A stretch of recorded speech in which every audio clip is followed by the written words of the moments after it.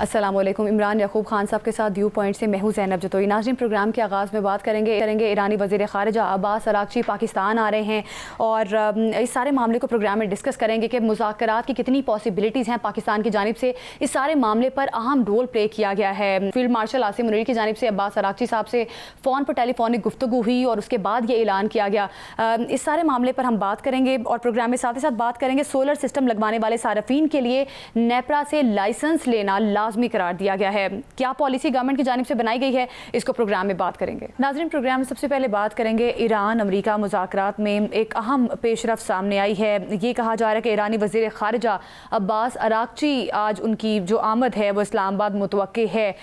इस सारे मामले पर हम प्रोग्राम में डिस्कशन करेंगे, लेकिन साथ ही साथ एक तरफ मुज़ाकरात की बात की जा रही है, लेकिन दूसरी तरफ हमने देखा कि अमरीकी वज़ीर जंग की जानिब से जो प्रेस कॉन्फ्रेंस की गई उसमें उन्होंने कहा कि उन्होंने कई ईरानी जहाज़ों को कब्जे में ले लिया है और आगे की हिकमत अमली भी बताई गई। तो एक तरफ मुज़ाकरात की बात, दूसरी तरफ जंग की बातें की जा रही हैं।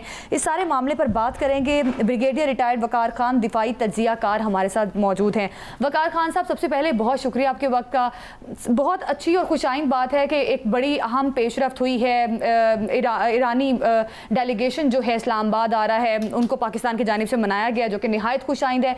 लेकिन दूसरी तरफ आज हमने देखा कि अमरीकी वज़ीर जंग की जानिब से जो प्रेस कॉन्फ्रेंस की गई उसमें उनकी जो बॉडी लैंग्वेज थी या उनकी जानिब से जो स्टेटमेंट्स जारी की गई, वो ऐसा लग रहा था कि जंग का माहौल बनाने की कोशिश की जा रही है। किस तरह से देख रहे हैं, क्या इस किस्म की फ़ज़ा में मुज़ाकरात आगे बढ़ सकेंगे? जी, थैंक यू वेरी मच।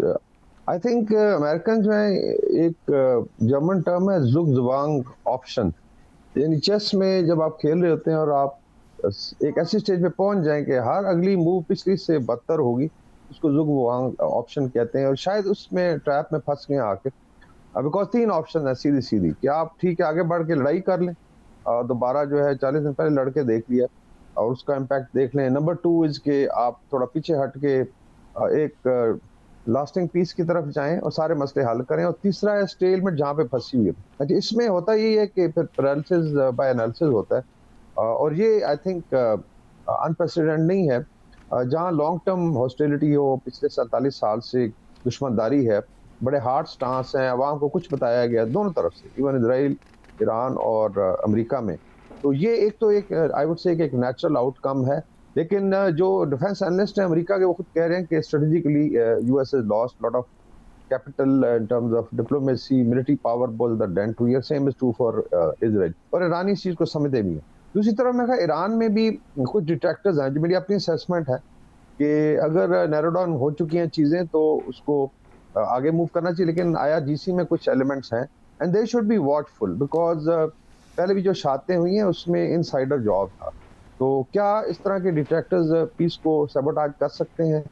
लेकिन एक आई थिंक बड़ी डेवलपमेंट ये है कि 14-15 मई को विजिट है ट्रम्प साहब का बीजिंग का, और बड़ा क्रिटिकल आई थिंक विजिट है, बिकॉज उसके अंदर बड़ी चीजें डिसाइड होनी है और चाइना के साथ फिर मिलकर भी चलना है, फिर जोन्स ऑफ इन्फ्लुएंस भी शायद डिवाइड किए जाएंगे।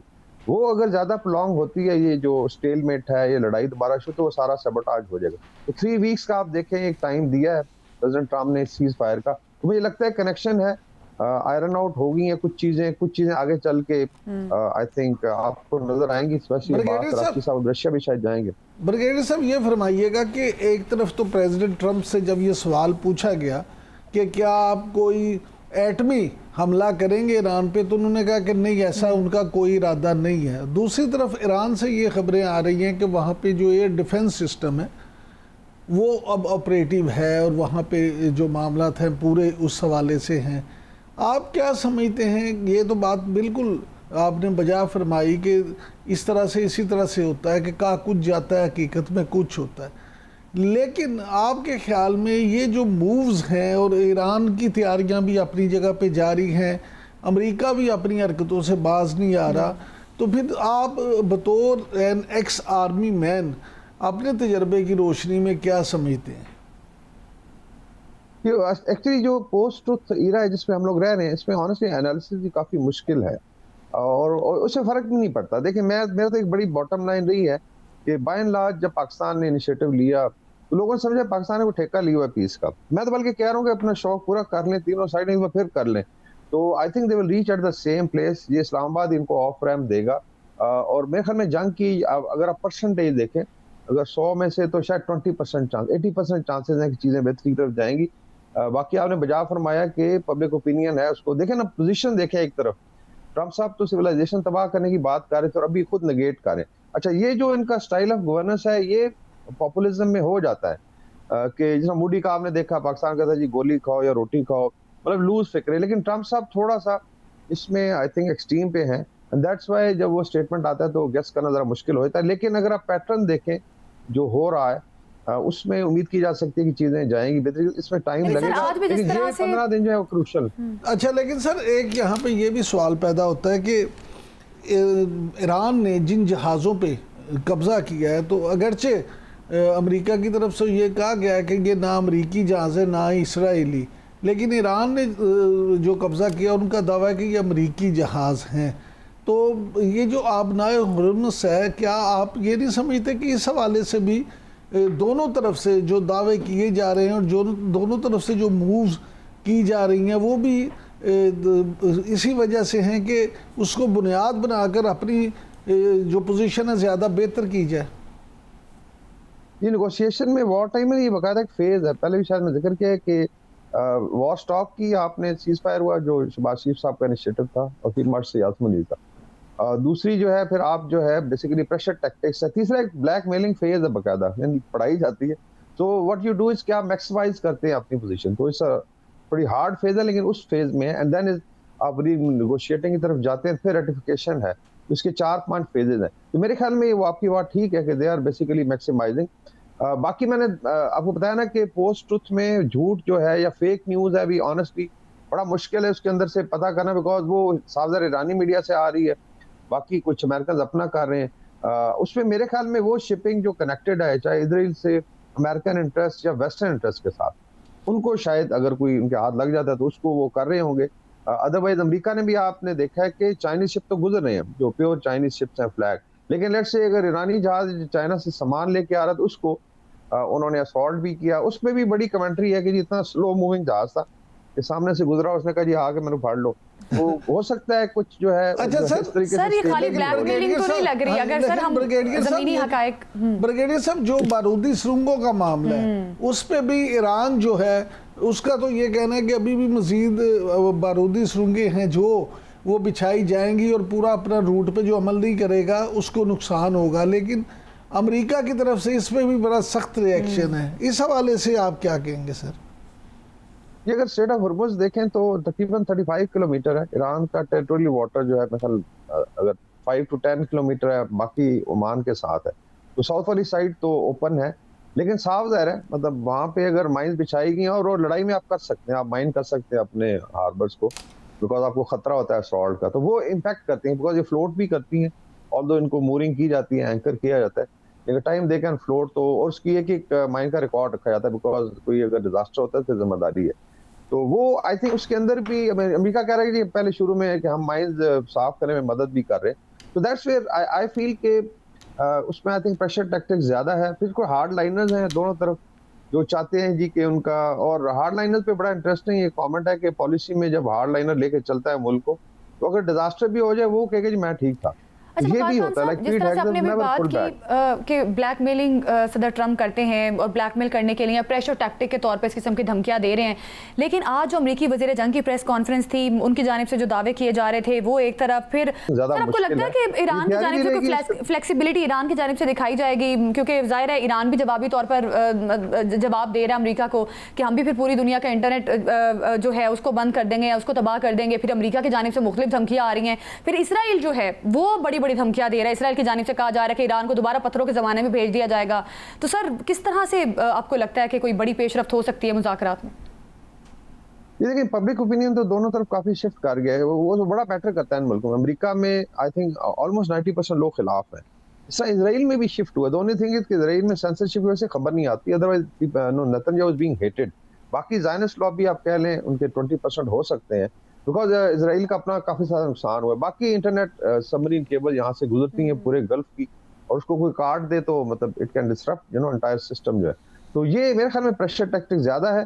बाकी किसी का दिमाग खराब हो तो उसका कुछ नहीं कहा जा सकता। बट आई फील अब्बास रखी साहब इधर आ रहे हैं तो रशिया जा रहे हैं, वहां जा रहे हैं शायद ब्रिगेडियर साहब ये फरमाइएगा कि मुश्तबा हामनाई साहब जो हैं उनके बारे में बड़ी मुतज़ाद इतलात हैं, वो कहाँ हैं? कुछ लोगों का ये कहना है कि जी उनकी सेहत ठीक नहीं है, कुछ लोग ये कहते हैं कि जी उनकी उस तरह से उनका कंट्रोल नहीं है, बल्कि पासदाराने इनकलाब जो हैं उसके लोग जो हैं वो फैसले कर रहे हैं। असल कहानी क्या है? लोग ये जानना चाहते हैं कि वो कहाँ गायब हैं। तुर्किया में तो इसकी आई थिंक दो थ्योरीज चल रही हैं। एक तो ये कि काफ़ी ज़्यादा इंजर्ड हैं और डेफिनेटली उनको एक सेफ जगह पर रखा है और रिकवर कर रहे हैं। एक ये है कि ये जो परसेप्शन है उनकी ये बनाई गई है और उनकी सेफ्टी के लिए, क्योंकि पहले लीडरशिप के साथ हो चुका है, वो इफेक्टिव है पासिंग ऑर्डर। लेकिन ये ज़रूर है कि IRGC के साथ उनका ज़्यादा अच्छा बेहतर आई वुड से कि कम्युनिकेशन भी था और उसके साथ उनका आप कह लें कि एक इफेक्टिव कंट्रोल भी था। तो हो सकता है कि IRGC इस चीज़ को एक्सप्लॉइट भी कर रही हो, बिकॉज एक लीडर का लेट्स से जख्मी होना या लेट्स से गायब होना, फिर उसको जो लोअर रैंक्स उसको I think they can use it for their own. मेरे ख्याल में IRGC को अंदर से देखना चाहिए कि अंदर जो डिट्रैक्टर्स हैं कई दफ़ा बड़े बड़े hard stance at time they will pass comments against Pakistan also, लेकिन by and large I think public opinion जो है ईरान में वो पाकिस्तान की फेवर में एंड पीपल आर लुक। देखिए अल्टीमेटली ईरान को भी याद होना ख्याल होना चाहिए कि आपने सर्वाइव करना है as a nation, as a state and as a civilisation. तो इतना कुछ दाव पे नहीं लगाना चाहिए। कल इंशाल्लाह अगर ये मेन स्ट्रीम हो जाता है तो सारी कसरें निकल भी जाएंगी। लेकिन ब्रिगेडियर साहब इसराइल तो बरमला इस बात का ऐलान कर रहा है, वो तो कहता है सिर्फ अमरीकी हमें जो है वो गो हेड चाहिए, हम हामनाई के पूरे खानदान को ख़त्म कर देंगे। तो ये ज़ायनिस्ट का आई थिंक मोडस ऑपरेंडी है। अभी तक जितनी भी इसराइल की मिलिट्री पावर है, देखें कंधा तो अमेरिका का इस्तेमाल हुआ है ना, ऐसा नहीं है कि इनको टेक ऑन कोई नहीं कर। सारा ये डिफेंस तो 4 लेयर्स में इनका डिफेंस होता रहा। तो अगर ट्रम्प साहब जो उन पे पावर रखते हैं तो आई डोंट थिंक सो उनकी औकात है। बाकी यहाँ तुर्किया को भी धमकियां दी हैं और यहाँ एक नया जो सिस्टम अभी आ रहा है रीजन में, सऊदी अरेबिया, पाकिस्तान, तुर्किया और इजिप्ट, ये एक और आई थिंक सिल्वर लाइनिंग है कि चीजें उस तरफ जाएंगी और ये ज़ायनिस्ट की आखिरी लड़ाई है मेरे हिसाब में। अच्छा सर, मैं आपसे जनाब एक मिनट, मैं सर जानने ही आपसे ये चाहता था कि पाकिस्तान, तुर्किया, सऊदी अरब और मिस्र मिलके ये जो अब नया इत्तेहाद बनने जा रहा है और ये भी कहा जा रहा है कि चीन की भी पूरी सपोर्ट है, आप क्या समझते हैं कि इससे आप अगला जो किस तरह से खित्ते की सियासत को देखते हैं?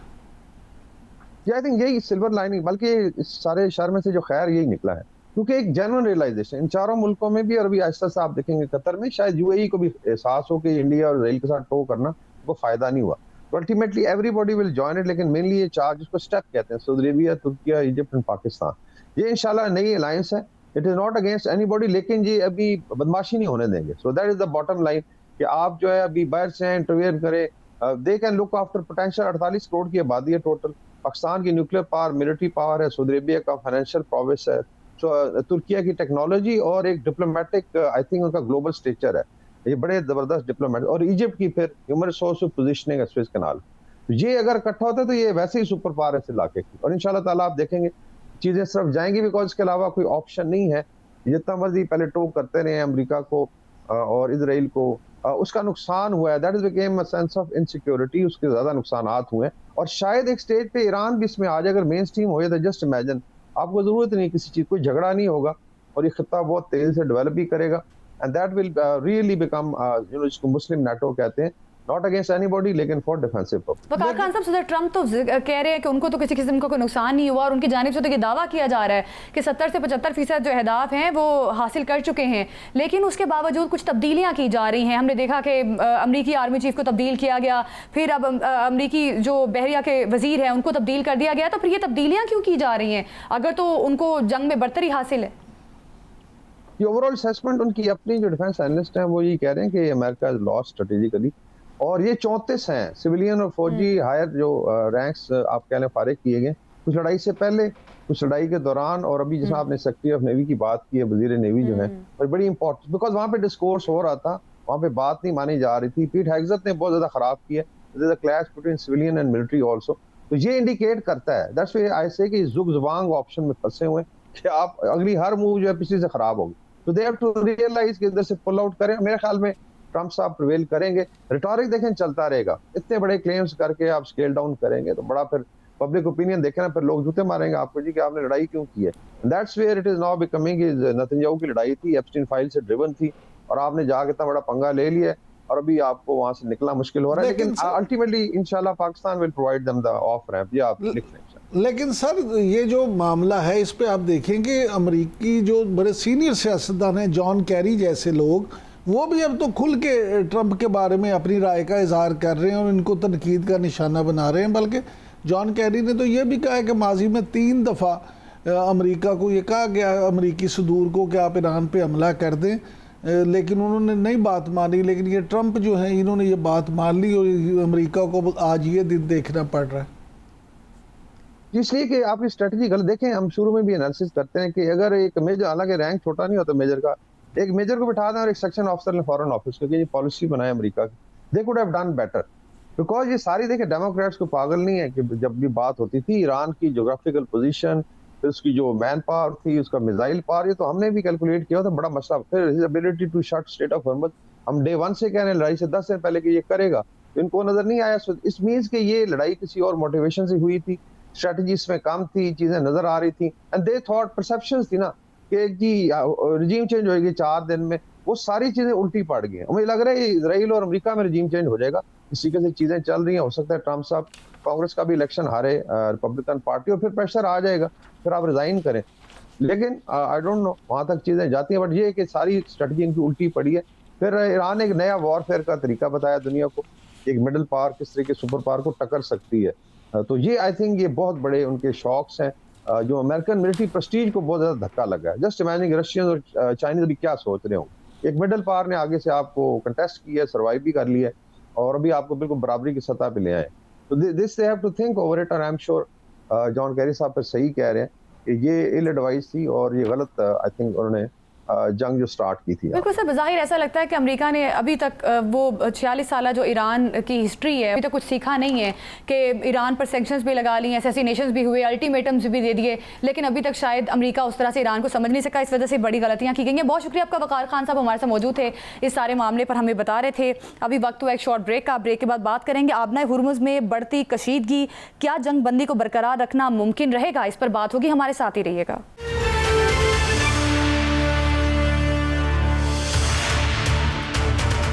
नाज़रीन, ईरान अमेरिका मुज़ाकरात के मुमकिन हल पर बात करेंगे। ईरान अमेरिका मुज़ाकरात का अगला दौर जो है वो होने वाला है, लेकिन सबसे बड़ी बात कि ईरान को मनाना एक बहुत बड़ा चैलेंज था और पाकिस्तान ने इसमें अहम किरदार जो है पाकिस्तान का रहा है। पाकिस्तान की जानिब से फील्ड मार्शल आसिम मुनीर की जानिब से सबसे पहले ईरानी वफ़द से बात की गई और उनको मनाया भी गया, फिर हमारे वज़ीर ख़ारिजा की जानिब से भी उनसे बात की गई और फिर टेलीफोनिक गुफ्तगू के बाद ये ऐलान हुआ कि ईरानी वफ़द पाकिस्तान का दौरा करने जा रहा है।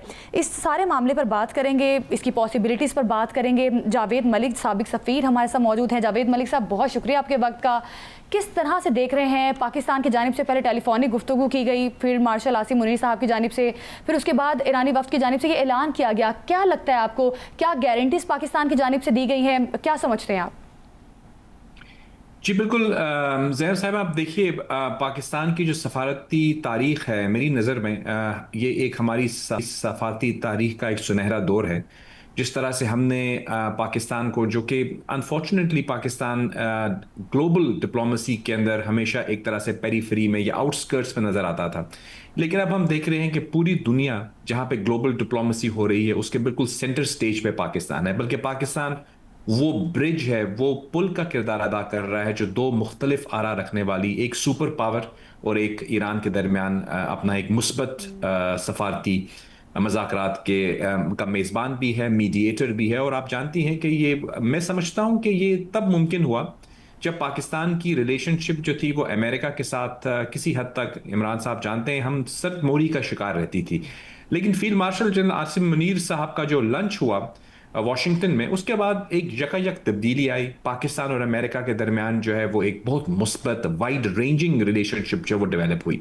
मैं समझता हूँ वो टर्निंग पॉइंट था जिसकी वजह से पाकिस्तान का और अमेरिका का ट्रस्ट फैक्टर जो है वो बेहतर हुआ। आपने देखा कि जो प्रेसिडेंट ट्रंप थे वो हर जगह पे फील्ड मार्शल साहब की तारीफ करते थे, वज़ीर आज़म साहब की तारीफ करते थे। और फिर जब हमने देखा कि अमेरिका और ईरान के दरमियान ये एक तनाज़ा खड़ा हो गया है, तो पाकिस्तान ने अपनी जो गुड विल है, डिप्लोमेटिक गुड विल, बिकॉज आप जानती हैं पाकिस्तान एक यूनिक पोजीशन में है। हमारी अमेरिका से बहुत अच्छी रिलेशनशिप है, तारीख में सबसे बेहतरीन। चाइना हमारा बहुत ही देरीना साथी है और हमने कोई कॉम्प्रोमाइज नहीं किया दोनों तरफ। ऐसा नहीं हुआ कि हम अमेरिका के करीब चले गए तो चाइना से दूर हो गए, चाइना के करीब चले गए और अमेरिका के दूर हो गए। दरअसल हम एक बहुत ही डिप्लोमेटिक बैलेंस के साथ आगे बढ़े हैं। तो जो गुडविल हमने बिल्ड की थी उसको मुस्बत अंदाज में यूटिलाइज करते हुए हमने दोनों फरीकैन को एक टेबल पर जमा कर दिया, जो एक बहुत बड़ी सफारती फतेह है। मलिक साहब, एज ए स्टूडेंट, मलिक साहब, जी जी सर आपसे जनाब। आपकी मौजूदगी का फ़ायदा उठाते हुए एक जो सवाल है वो बड़ा अहम है, जो मैं पूछना चाहता हूँ। गुजारिश ये है कि मलिक साहब, आप क्योंकि खुद माशाल्लाह से एक सीनियर और बड़े कामयाब ब्यूरो डिप्लोमेट हैं, ये फरमाइएगा कि हमेशा से हमने ये देखा 1990 से, तो मैं भी जर्नलिज्म में हूँ, कि हमेशा से पाकिस्तानी डिप्लोमेट्स को तनकीद का निशाना बनाया जाता था। कोई भी हुकूमत उनसे खुश नहीं नज़र आती थी। मीडिया में भी हमेशा ये डिस्कस होता था कि हमारी एम्बेसीज जो हैं वो उस तरह से काम नहीं करती। लेकिन यकायक ये क्या हो गया अचानक कि हमारी जो कारकर्दगी है, जिसका आपने 2-3 दफ़ा जिक्र किया, गुडविल, क्या ऐसी तब्दीली आई कि हमारी वो जो बैड रिप्यूट थी वो गुडविल में चेंज हो गई? ये आवाम ज़रूर जानना चाहती है, ज़रा थोड़ा सा ये भी हमें समझा दें सर। जी, इमरान भाई बिल्कुल सही कह रहे हैं। आप जानते हैं कि सफारतकारी से पहले मेरा ताल्लुक भी मीडिया से रहा है, तो मेरी मुझे तौफीक हुई है कि मैं देखता रहूं पाकिस्तान की जो डिप्लोमेटिक जर्नी है, बहैसियत सहाफ़ी भी और बाद में सफारतकार के तौर पर भी।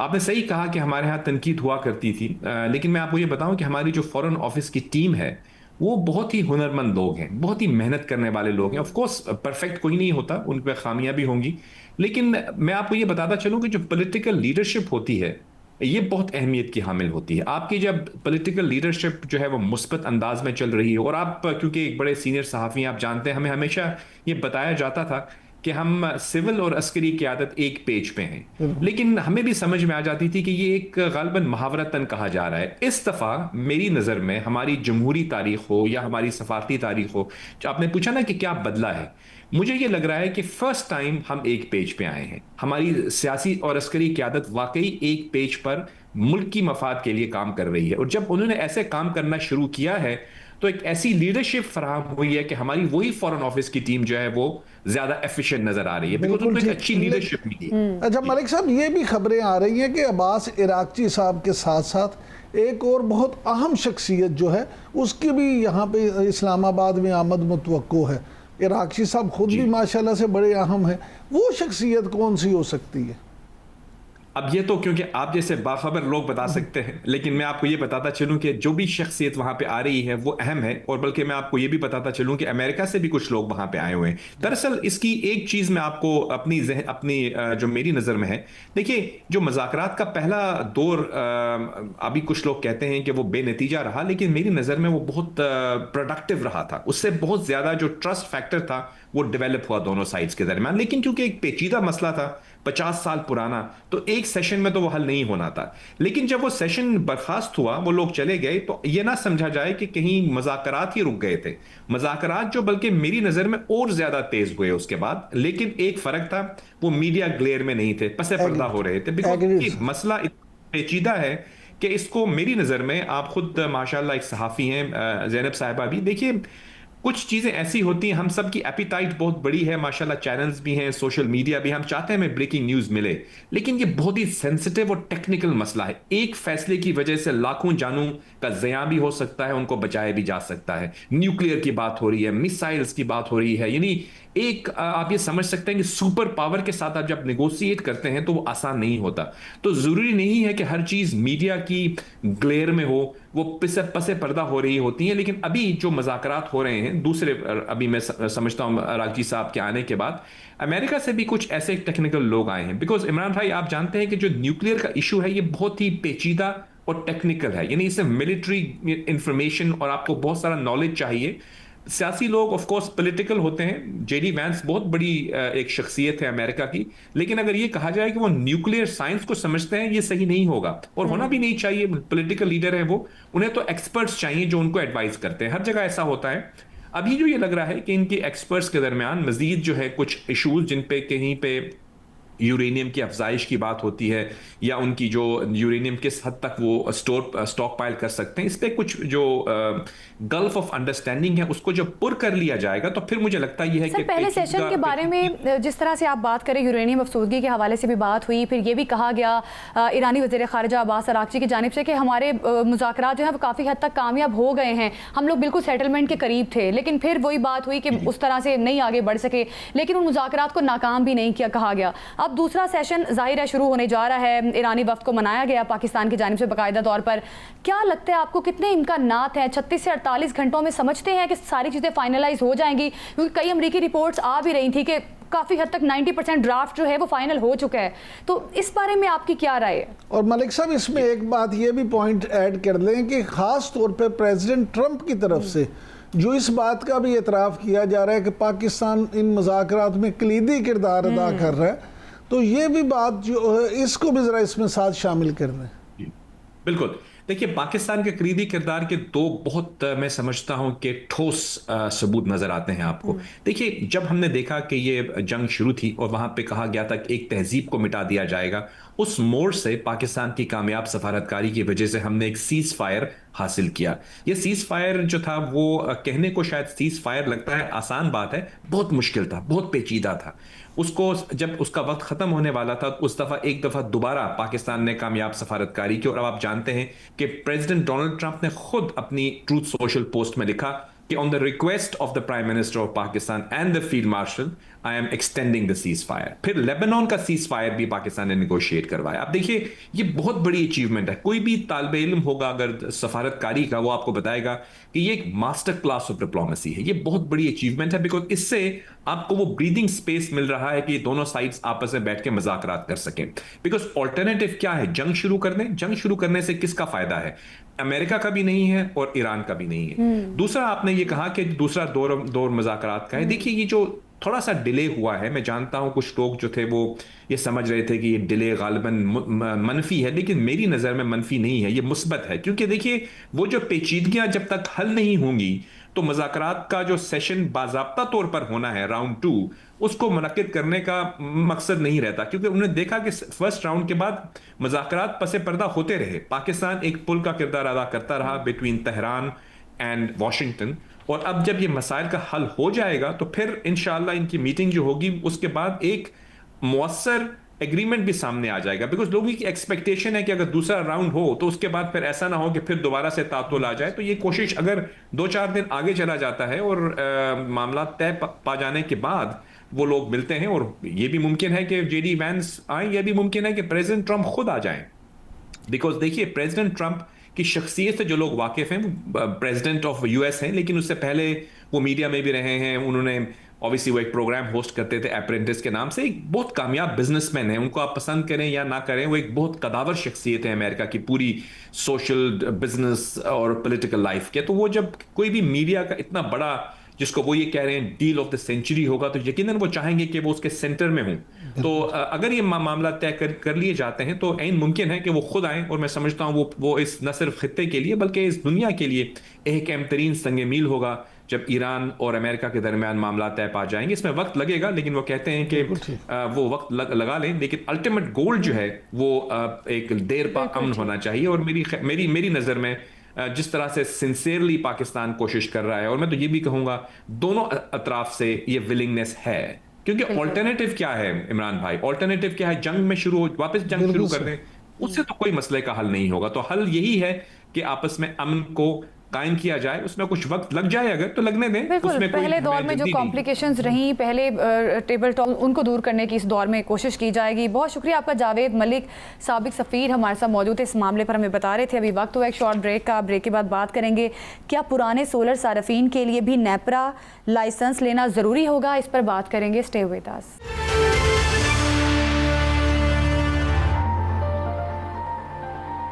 वेलकम बैक नाजरीन। सोलर सिस्टम लगवाने वाले तमाम सार्फिन के लिए नेपरा लाइसेंस जो है वो लाजमी करार दिया गया है।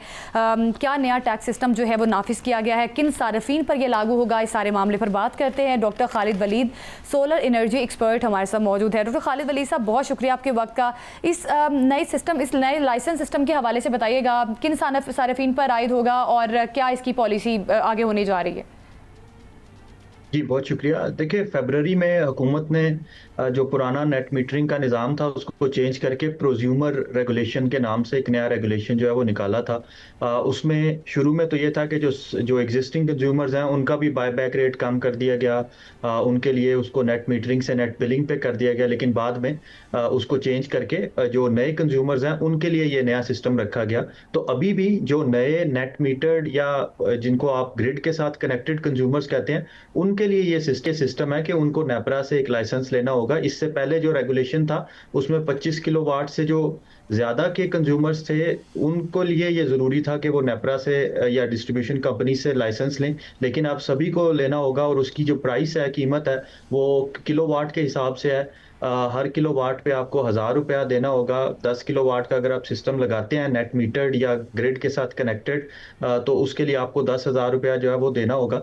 तो ये उन कंज्यूमर्स के लिए नहीं है जो कंप्लीटली ऑफ ग्रिड है, जो ग्रिड से कनेक्ट नहीं कर रहे, अपने सोलर पैनल्स को सिर्फ अपनी कंजम्पशन के लिए यूज कर रहे हैं, और वो लोग जो जिन्होंने पहले से नेट मीटर्ड कनेक्शन लगाए हुए थे उनके लिए नहीं है। ये उनके लिए जो नए नेट मीटर्ड कंज्यूमर होंगे।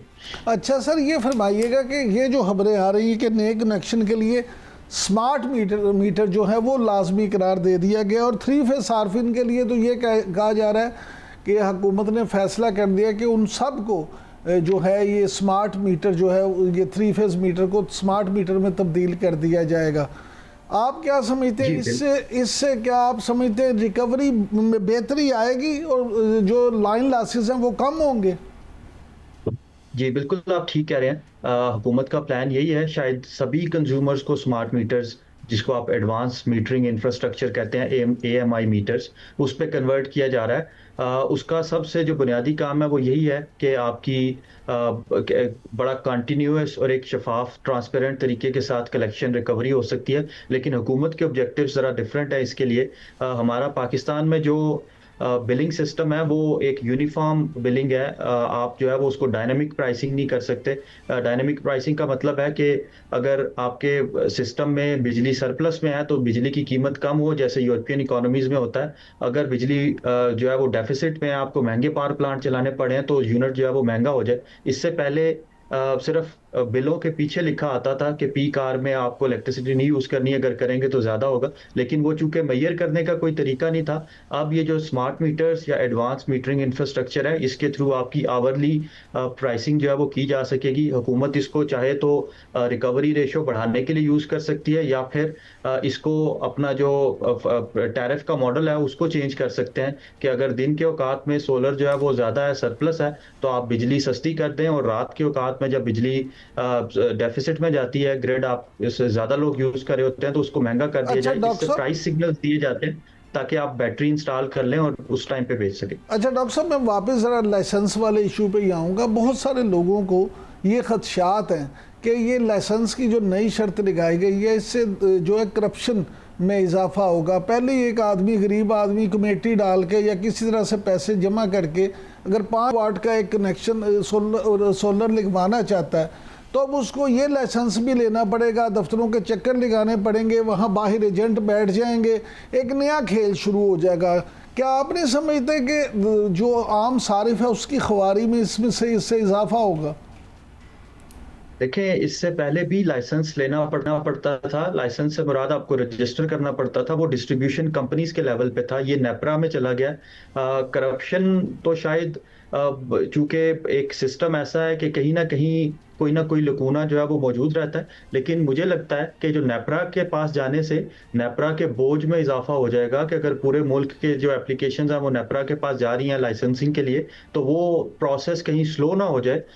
हमने पहले डिस्ट्रीब्यूशन कंपनीज में भी देखा कि क्योंकि डिस्ट्रीब्यूशन कंपनीज का रेवेन्यू लॉस होता है नेट मीटरिंग की वजह से, तो वो कभी कभी इसको एज अ टैक्टिक यूज करते हैं आपकी एप्लीकेशन को डिले करके, ताकि आपके सिस्टम पे ज्यादा बोझ ना आ सके। तो अगर ये नेपरा के लेवल पे जाता है तो शायद एक डिलेइंग टैक्टिक्स जो है वो हो सके, लेकिन नेपरा के काम जाहिर है कि नेपरा के अंडर आएगा तो शायद ज़्यादा चीज़ें अलाइन हो सकेंगी। मुझे ये बताइएगा कि सोलर सिस्टम में जिद्दत लाने के लिए हुकूमत भी जाहिर है फैसले कर रही है। हम पिछले दिनों कुछ ये भी खबरें पढ़ रहे थे कि अब एक सोलर बैटरीज के लिए कोई हब जो है वो पाकिस्तान में लगने जा रहा है, और बैटरीज जो है यहीं पर बनेंगी, प्रोडक्शन होगी मकामी तौर पर। क्या लगता है अगर सोलर बैटरियाँ मकामी तौर पर बने तो कीमतें कितनी कम हो सकती हैं? जी बिल्कुल, देखें बैटरी की जो प्राइस है वो ग्लोबली नीचे आ रही है, बिल्कुल उसी पैटर्न पे जिस पे सोलर पैनल की प्राइस जो है वो नीचे आई थी। अगर पाकिस्तान इसको इंडिजिनाइज कर लेता है, एक इंडस्ट्री डेवलप कर लेता है, तो काफ़ी तेज़ी से नीचे आएंगी। लेकिन इसकी इंडिजिनाइजेशन थोड़ी सी मुश्किल इस तरह से है कि जो आपको रॉ मटेरियल्स चाहिए वो पाकिस्तान में उस तरह से मौजूद नहीं है, ख़ासतौर पर लिथियम आयन बैटरी के।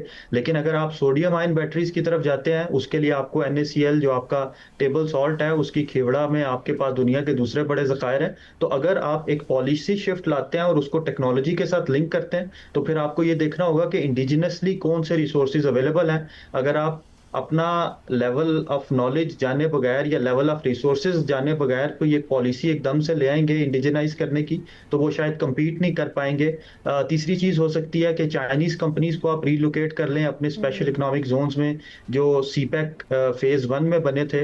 अगर उनको आबाद कर लिया जाता है तो शायद पाकिस्तान एक बड़ी अच्छी पोजीशन में होगा ग्लोबली एक्सपोर्ट करने के लिए भी और अपना इंडिजिनस डोमेस्टिक यूज़ के लिए। लेकिन डॉक्टर साहब एक बड़ा जो है ना हमेशा से इस बात का खदशा मौजूद रहता है कि जो कंपनीज पाकिस्तान में ये मैन्युफैक्चरिंग या असेंबलिंग करती हैं वो म्यार का उस तरह से ख्याल नहीं रखती जिस तरह से इंपोर्टेड चीज़ होती है।